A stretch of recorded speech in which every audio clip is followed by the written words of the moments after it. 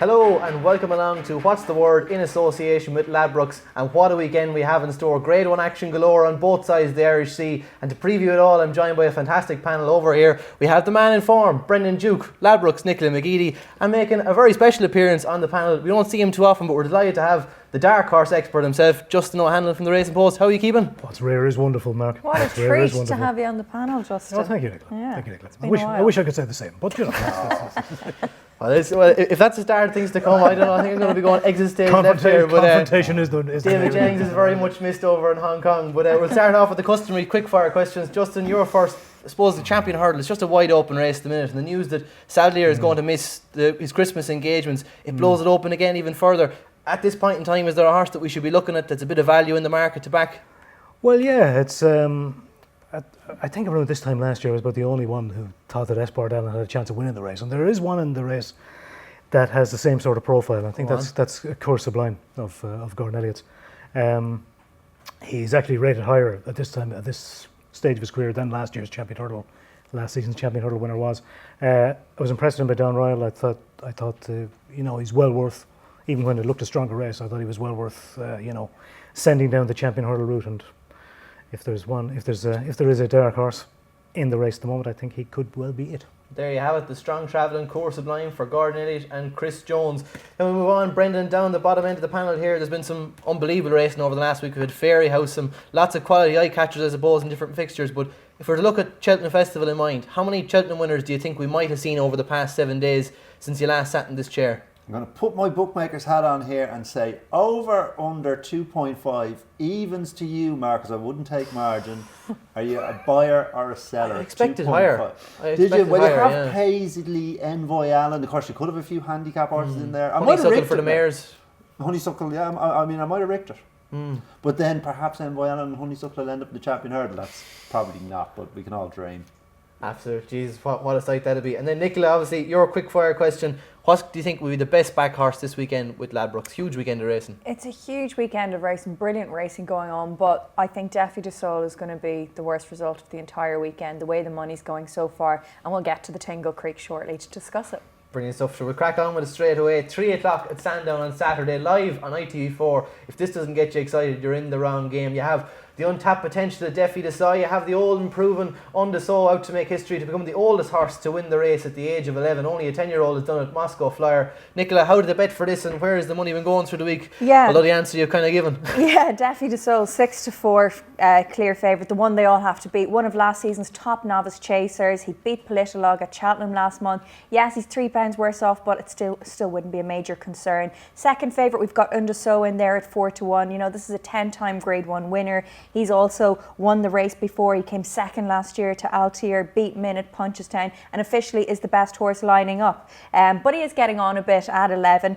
The other one, you've got Politolog in there, another former winner of the race, priced at 9-2. So Royale's 11-2. Waiting patiently, bigger price of 14-1, and has a bit, end of last season not so well, so I wouldn't, plenty of question marks over that one. But for me, Defi de Sol's the one they all got to beat. Super stuff. And Brendan, if I was to hand you a free anti-post bet on the champion chase market at this stage, is Defi de Sol your idea of the winner, or is he the likely alternative from away from very top of the market? Yeah, well, I think the top of the market is because Shotgun, I don't know how anyone could back Shotgun anti-post, would have his physical frailties, and Altior, I'm still hoping Altior will end up in the King George, so he may not go for it either. I think he is the one. Now, you still have this with Defi that he could end up in the Ryanair as well, but certainly if he goes and wins tomorrow, surely to God, if they win the second most prestigious 2-mile chase in the calendar, they're not going to. They got to go for the champion chase, and even if he goes close, I think they'll go for the champion. So I think at 8-1, he's physically robust, he likes the course, he's a good jumper. I think he's probably the one I'd back at the moment. And does he win tomorrow? 6-4 though. This is such a tight race. I mean, I can give 5 or 6 of them a chance. There's 8 runners. I mean, if I have a bet, it'd be a token bet, but maybe each way So Royal. There's going to be good in the ground description if the forecast is correct. This horse is probably the quickest jumper in training of a fence. He's so quick from one side to the other, so this course will suit him down to the ground. Whether this race isn't even quite over 2 miles, and whether he stays that, I'm not sure. But I think he'll jump and travel, and maybe the better ground might carry him home. That's He goes well fresh as well, which is another box tick. Yes, very So, true, Nico. Yeah. Neither is the 2 mile champion chase, by the way. Over quite 2 miles. It's 1 mile, 7 furlongs, and Is so it? many yards as well. Yes. And proving to your point as well, he gave Altior a scare for much of the champion chase. Well, he, and then he just couldn't looked the see winner out, at the last. Yeah, Yeah. yeah, yeah. So 11-2, a little bit of a dirty each way bet maybe for the I'm Brennan not- Duke and I'm- Sor I Royale. d- Yeah, I'm not even sure that this is particularly bad each way, despite the 8 runners. I think there's plenty of contenders for the places. Super stuff. And Justin, like, is the market giving enough respect to Undeso considering where he's been in the dances he's danced, or does he still have it in him at this age? Punchestown's performance was pretty electric. Yeah, it was. And last year's, the way he was campaigned last year was interesting. I'd say maybe the ground during the winter probably had a little bit to do with it. But I think he's about a fair price at 4-1. At the age of 11, I think he's, a light campaign is probably going to suit him a lot better now. Of course, he came into the race fresh last year when I thought over a flat track he might have had a chance of beating Altior that day. Didn't turn out to be quite the case. But Defi Desai in many ways is probably a similar type to Altior in the way that he's so strong from the last of the line. So he's going to have to be at the top of his game to beat him. But he might just do it. He just might. So final selections, Brennan Duke, So Royal. Nicola boring, going with the favourite, Daffy. and Justin. Underso, but it's a gun to the head job. Oh jeez, I hope it's as good as last year. Altior and Undeso, what a race them two served up. The 150 at Sandown is another race really worth talking about. A Grade 1, the Henry VIII Novices Chase, live on ITV at 150. Nicola, how did they bet here? Obviously, it'll be of interest here from Ladbrokes' ambassador Dan Skelton as well. A real strong hand in this. He does. He's got 2 entries. I spoke to him earlier. He obviously writes a blog for us, which will be going up later on today. But Nuba Negra is a horse they're really excited about. And he's their leading hope. Priced and was backed in the week, priced at 5-2. But I won't give it all away. I'll read it in the blog what he has to say. All I'll say is they are quite bullish about Nuba Negra's chances. And they've got Beekstown in the race as well. Bigger price, double Robbie figures. Power riding. Yeah. With Robbie Power in the saddle, which is definitely a plus, and probably have a bit of each way support. But probably the best backed in this race is Torpedo. We were trying to judge how to say this. I mean, we were saying, is it Torpedo? Torpedo? We're going to go with Torpedo. Torpillo. I'm happy Yeah. to roll I'm into happy that. with Are we all Torpedo, happy yeah. to roll with that? Torpillo. I'm not going to It's say Spanish. that. It's Said like a true Kildare man. Yeah. French. Spanish. But yeah, this horse was backed into 15-8 from 5-2 yesterday. He won very decisively at Warwick last time out. The switch to chasing looks like it's really suited him. Second favourite, you've got Somerville Boy. Well, actually, sorry, third favourite in now, 7-2 Somerville Boy, who does look like a horse destined for bigger things. He hit a bit of a brick wall last season, but he showed a spark of old on his chasing debut at Uttoxeter, I thought, last month, and will be an interesting one as well. Absolute. Real good field, Brendan. We've had really good winners this down through the years. I suppose in recent years, I think Altior and Sor Royale most recently in the last 3 years. Is there one in here that you think has the potential to take this up, to be one of the better 2-milers in this sort of division, or is it a little bit below it at this stage? They're not getting me that excited. What's getting me Kind excited of the same, yeah. is the 4-year-old allowance. We saw last weekend. I mean, not that Way Fraser was around before us, Mark, and it'll be around after, what have you, but this one does look flawed, doesn't it? That at this time of the year, they're getting so much weight. And then- If Fakir Dudery has... yeah, and then it disappears. So I think the 4-year-old allowance is huge. Torpedo 15-8. I think that's fair. I think Torpedo. Torpedo. The Spanish bull, as I call him, Torpedo. 15-8. I think he'll go off shorter. He jumped really well in Warwick bar the last. Now, I know Sandown is a stiffer jumping test, but Warwick's a fair test. There's about 5 or 6 fences come up really quickly down the back there. Handle that with aplomb. I think he'll be fine in the jump in front. I just don't think they can give the weight to him. Torpedo for Brendan Duke. Justin, what way are you leaning here? Are you similarly rolling in, or...? I have absolutely no idea about this race at all, Mark. All I can say is Somerville Boy for me, he looks like a horse that needs further than 2 mile. He'll appreciate the stiff uphill finish, but if there's a speedier horse in the race, then I'd probably fancy to beat it. But that's as far as my thinking takes me on this one. Justin O'Hanlon goes for Somerville Boy. You're on the Torpedo camp. Nicola? I should be getting behind Dan after what he said. I'll be stupid Did not I to go go for with Somerville it. Boy there? You did. Did I? We're putting you down. Paul, did you? I thought I said if there's something speedier in the race that I'd probably beat him, but I said he needs further. I'd made every case against the horse. What's your selection? I don't have one. Well, Okay. then just us two, then we'll give our selections. I'm going to stick with Juki and go Torpedo and make it easy. Torpedo. Torpedo. Andale, Arriba, Vamos. The Spanish bull for the 2 down the bottom, and the bull beside me doesn't want to go for it at all. In the 130 at Aintree, live on ITV4, the Randox Head Beecher Handicap Chase, Grade 3. This is always a real sight to behold. I always enjoy this race. Nicola, what way are we looking at Ladbrokes in terms of betting here? It's a great betting race as well. Mulcahy's Hill is the favourite at 6-1, although the handicapper's been tough on him since he beat Holstone at Cheltenham.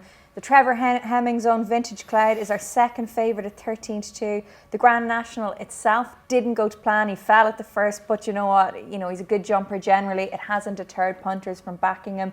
He's a consistent horse, and you know, he's coming to the age now where he's just probably hitting his prime for these type of races. Grand National winner in 2017, won for Arthur. We make 9-1. He had his injury worries, but he still came a commendable 6th in the Grand National gone by despite this. And then last year's winner, Walk in the Mill at 9-1. But the one we've seen most money for is Kimberlite Candy, who was backed into 9-1 from 16-1 yesterday for JP McManus, and connections just seem to be saying they fancy him to run a big race. Once the trip, fences will bring about the best in him, just ticking lots of boxes. He's definitely one that's a big handicap in, isn't there? Kimberlite Candy. Brendan, one that interests me at a bit of a price was LeBroy, Jamie Codd going over, the National Hunt Chase winner. Just thought he might have a little bit of a progression in him in this sort of race, but maybe you want something more proven in this sort of scenario. What do you like here? Well, it's the second season novice I would normally like, but I think that race in Cheltenham would probably be the end of him. It was just a complete grueler. But you're getting 33-1, so don't let me push it off. What about one for Arthur? Far from a second season chaser. What did you make of the Kelso run? Oh, I thought it was very interesting because it was a little bit like his national win. Yeah. You couldn't see him. And then he made this huge move, and I thought he was actually going to win. I thought he was, I think, 2 or 3 out when he started to make his move. I thought, here we go. And then it just hit a little bit of a flat, but then runs on again. Yes, so possibly blew up, which maybe on his comeback or what. They might have had one eye on this race. Also, it was quicker ground in Kelso. Can't be soft enough for this horse. Gets the soft ground. The handicapper dropped him £2 for Kelso, Mark. I don't sense that you would have done that. I wouldn't have done that. No. I think it gives him a real chance around the course he's proven on. And I thought that 9-1 looked a very solid each way play. Lovely stuff. Justin, do you have an opinion here? There is an Irish horse tonight up here, Alpha de Zobo. Can he fly the flag for us well, or what are you thinking? He possibly can. I think he's got plenty of weight, and his one previous run at Aintree, he only got as far as the chair, I think, in the national a couple of years ago. But whether he's capable of running to a mark of 159 anymore is a question as well. But he's well worth taking a chance with in this particular race. It's wide open. That's as much as I'm going to say. I'm going to sit on the the proverbial fence once again. Splinters. Wait till we get to the Irish race. So to recap, Brendan's liking the chances of 1 for Arthur at a nice sort of price. Nicola? It's Kimberlite Candy for me. I'm following the money. Follow the money. And later on the card at Aintree, the 240. This is the Virgin Bet Price Boost Manny Cloud Chase, Grade 2. Now, there's only 4 in this. But if you cast your minds back to March a couple of seasons ago, what a race the Gold Cup was. Native River and Might Bite Julia, and we have it once again. Nicola, what way are they betting here? I know, it could be a Gold cracker. Cup all over again here. Native River obviously hasn't won since winning the Gold Cup. 4th in the race last year, but he's a horse who always gives absolutely everything for Colin Tizard. They've had to have a bit of patience with him, and I think tomorrow is going to be the day he gets another win on the board. He won at the track before, albeit it was about 3 years ago, but it's his first time back here since then, and once the ground doesn't dry up tomorrow, I think he'll be the one to beat. So do our traders. 10-11 favourite. Might Bite in there at 9-4. Was pulled up in the Gold Cup last season, but is a course and distance winner as well, won the Bowl in 2018. The other one who, you know, might upset the party is Black Courtin, who's priced at around 130 and came 3rd at Ascot last time, but it's definitely Native River for me. You're in the Native River camp. Brendan, do you think that any of these have the potential to get back to the top of the mountain again in terms of Gold Cups? For me, Might Bite, I'm concerned that the year that they were second in the Gold Cup and then went to Aintree, I'm afraid that might have left his mark. But I know you were a huge fan of the horse previously. Massive fan of him, but I did think at the time, I actually I had a good bet on Twisty's horse, the Bristol de Mai, to beat him in Aintree on the back of that grueler they had in the Gold Cup, thinking it would affect him. It was some heavyweight bout, like they were slugging each other, yeah. But then Might Bite put in one of the great fencing displays in Aintree and destroyed Bristol de Mai that day. But it seems like when he went to a summer at grass, he went, here, I can't take this anymore. He forgot about it in Aintree, and now they're on the way down. I don't see them coming back. It's interesting they're trying blinkers with Native River, because he is, as you say, Nicola, a warrior of the turf. But the problem with these warriors of the turf is, when they get one too many, they can quickly have enough of it. And all right, he didn't travel that well in Kempton. That was never going to be his track. We'll give him a pass for that right hand. He never really went that well in the go. His heart got him into fourth, but I could see him turning a bit sour. I think my bite's gone sour. So Black Courtin, despite the fact he can't win at the weights, at 100 to 30, I think with the doubts over the two, he's in form. Good run in Galway, good run in Ascot. I'm not sure how high a level he's going to have to run to tomorrow. And I think at 100 to 30, you could take a chance on him. Very interesting, and he had the benefit of run behind him. He comes here sharper. Paul Nicholls have needed it. Black Courtin, the value bet. Justin, Native River is only 9. Do you still hold out the hope for him at this age? He can keep kicking, obviously. Blinkers are bright. I think it could sweeten him up. He'd be my idea of the winner, but not the value. He hardly disgraced himself last year, did he? He's fourth in the Gold Cup, beating less than 10 lengths. Oh, I know it wasn't as good as Everton when he won it, but his run against Bristol to May at Haydock was probably the equal of most things he did in his Gold Cup winning season. He certainly has a lot. He has a lot less to prove than Mike Bite does. Interesting what the handicapper's done. I think he's dropped Native gone the other River way, 9, yeah. and he's dropped Mike Bite 5 or 6, which doesn't really make any sense to me. But Native River he's a worthy odds-on favourite in this race for me. I wouldn't look beyond him. So to recap, Native River Native River. and Black Courtin.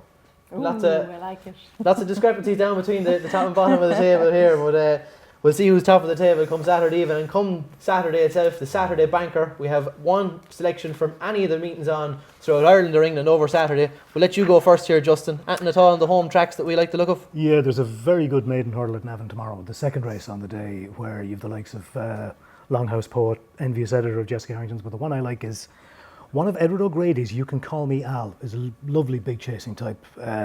Ran a cracker when he was third to one of Joseph's in a maiden hurdle at Naas there last month. He's a horse who can go relatively far. I think he might be the one to be on in that 12:35 at Navan tomorrow. You Can Call Me Al.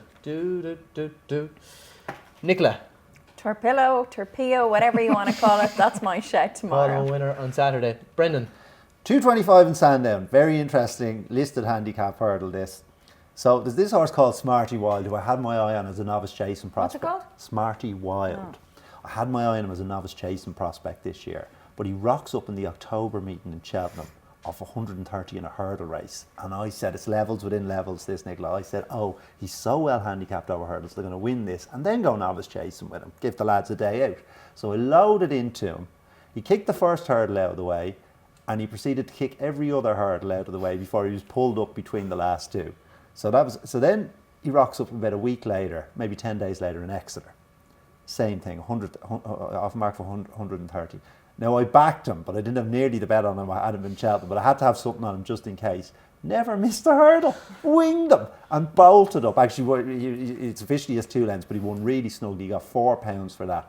I think this horse has serious graded potential. I think he will make a graded chaser, and on the way he can be winning off 134 in Sandown tomorrow. Smarty Wild, what time Sandown? 225. 2:25. You have been told. Crack on with Sunday's action and Punchestown and Cork. Like this is a weekend that's thrown up. If you look back to the history of the races that are ran, even the maiden hurdles, there's a rated novice hurdle there. Loads of them have thrown up plenty of high class Grade 1 winners, Grade 2 winners. I'm sure this weekend is going to be no different. The John Durkin Memorial Chase, this just looks an absolute cracker. 150 Punchestown live on Racing TV. Nicola presenting Percy makes his comeback. He takes on Min, who's trying to go for 2 in a row. What way do they bet here at this stage, or do you have a market available? Yeah, delighted to see presenting Percy taking on Min. Min's odds on to defend his title in the race for Willie Mullins, a man who's won it plenty of times at 4-5 favourite. For presenting Percy, it is the beginning of a redemption kind of mission. He was favourite for the Gold Cup. We haven't seen him since he came 8th that day, let plenty of punters down, but he was found to be lame after that, and he didn't have the ideal prep for Cheltenham. You know, the ground was so dry last season, so according to connections, there's no issues this time around, but they haven't been particularly bullish about his chances of actually beating Min, but they are expecting him to give a good account of himself. Then you've got Shattered Love for Gordon Elliott, who's a 6-1 chance. 2018 JLT winner. She came second to Min in this race last year. She won at Clonmel last month, which was a nice confidence booster, I think, and she looked very good that day. So another one you can make a case for. You've got Real Steel in there for Mullins. Another one is Duke de Geneva, who won the Arkle. So it's a cracking looking race. And even further down the field, Annabelle Fly at 14-1 for Tony Martins, also in great form apparently, and he ran well over the trip last season, and he looks progressive type. So absolutely, Justin. You see an Arkle winner of the previous season, 11-1 for a John Durkin. And give you an idea of the depth here. Is Min the most likely winner at the obvious sort of price, or what way are you coming down? Possibly. I think they're doing the right thing, starting him off over 2.5 miles, because that should be his trip for the rest of the season, going up rather than scaling back in trip. Would you like him to have a crack at the King George? Absolutely, I definitely would. Yeah. Yeah. The Ladbrokes King George. Ladbrokes King Sorry, George, just King had to George. chuck that in. Yeah, I Or definitely David would. Jennings will be back next week. Don't worry. Yeah, David wouldn't do that either. I definitely would like to see him have a crack at that race. Yeah, no doubt. Presenting Percy is a fair rival for him, though. I mean, I know a lot has been written about his light campaign last season, but he runs well fresh. He put up a good performance in that Galmoy hurdle when he won it after 9 months off last season. The trip is probably a little bit of a negative compared to Min, but his jumping, the way he jumps, and the one thing we've always said about Min is that he jumps a little bit big, but he has the engine to overcome that. But as Nicholas said, it's a very, very deep race indeed. But by the same token, it's very hard to see a winner coming out of those two or outside those two. I think Presenting Percy will put it up to Min. Min will just about prevail. Min in a narrow margin win for Justin O'Hanlon. Brendan, in this sort of race, Presenting Percy coming back from a layoff, he's obviously had his problems. What would you kind of deem as a satisfactory result for Connections here? Would you be happy with him coming back, finishing second? He could obviously put up a big performance and win, but what would you deem a satisfactory return for them? Well, I think they'd be delighted if, as Justin said, he ran main close and was probably just done for toe at the end. But at the same time, he wouldn't want to run much worse. Otherwise, he's not a credible Gold Cup horse. He's back in since August. As Justin said, he's a good record fresh. So he should be getting relatively close to Min. I kind of see the race the same way as Justin, actually. You're on the Min camp as well? On the Min, but I don't think he'll beat him out the gate or anything. Lovely stuff. And we'll just crack on then. We obviously have the Hillyway chase down at Cork as well. Willie Mullen, I think he's going for his 10th win in this race. An incredible record in it. Nicola, do we have odds at the minute? Or I'm going to have to sit this one out. We'll have odds up shortly, but not right now. there could be champion chase implications for the market down later in the line. We've obviously got Ballyosheen, Bowl Jumping Horse, Silius Emery, Great Field. Us and them, I think, as an entry on Saturday as well. Justin, what do you think here? Is it going to stay with Willie Mullins again this year? I think so, yeah. Ballyosheen, the one thing you can say about this race, it's going to be a proper gallop with Great Field and Ballyosheen in the race. I just have a question mark in my mind whether Ballyosheen is as good going right-handed as he is going left. He's won around the course before. I know he has. He's a very, very good horse going left-handed. I'm just not quite convinced that he's quite as good going right. I think Silius Emery is a very, very promising horse. The performance he put up when he won on his seasonal debut was of high quality, and obviously I didn't expect to hear them come out after that and say, well, he's champion chase material, but they did, and you have to respect that. And if he's going to turn out to be as good as that, he's going to have to win that tomorrow and probably win it well. So on Sunday, rather. So are you in the Silius Emery camp? Definitely, yeah. Brendan, were you one of these anti-post men who was looking for Silius Emery and the Arkle and were pulling their hair out come Cheltenham time when you missed it, or are you? No, I wasn't lucky enough, because I'd still be pulling my hair out. But David did say on one of the earlier shows that we should be backing him at 20-1 for the champion chase, and I think even now at around 12-1 he could be a bet, because Willie Mullins has chosen for the Hillyway chase, his favourite race ever. Well, certainly one that he's done more than anyone to promote, and he's a very exciting horse, brilliant jumper. Another step up again tomorrow, but I think he'll take it. Brilliant on Sunday, stuff. sorry. Nicola? I have no opinion on this one. I'm going to leave this to Juki and Justin. So we have Silius Emery, a confident vote from our panel. Now to wrap things up, we have a Sunday banker and then our 3 for the weekend. So Sunday banker, Justin, what would you be thinking? I like the look of Powers Bomb in the 205 at Cork on Sunday. Coming back over hurdles, having won over fence the last day. He's got a nice mark over hurdles. I think he's one to beat. Powers Bomb 205 Cork on Sunday. Yeah. Nicola, Sunday banker. Oh, this is embarrassing by going with odds-on shot here, but Min is banker material. I'm not going to try and be smart about it. Yeah, winner's always That's winner is a winner. Yeah. Brendan. 135 Cork, Alpine Cobra. I'm interested in this horse stepping up 2 furlongs in trip. He sort of made half hard work of it winning his maiden hurdle in Punchestown, but he was very, very heavily backed on the day. So it was Charles. Trained by Charles Burns. It was Charles that was backing him, and he tends to have a few pound up his sleeve when he goes to war. So I'd say this horse definitely has potential to step up further, should enjoy the step up and trip, and will relish the ground. So I thought Alpine Cobra in the 135 Cork be hard to beat. Grade 3 stay in hurdle. Brilliant stuff. Finally, to recap, the 3 selections for the weekend, your best bets. We'll go for you, Brennan, to start off with. What's the 3 for the weekend? Trixie? Well, Trixie is right, Mark. 130 in Aintree, 1 for Arthur, 150 in Sandown, Torpijo, and the 225 in Sandown, Smarty Wild. That pronunciation's got better through the whole show. Nicola? I think it's going to be a terrible weekend for the bookmakers. I think we're going to have favourites flying in left, right and centre. Defi de Sol, Torpedo and Min. Brilliant stuff. Justin? You can call me Al, 12:35 now on Saturday.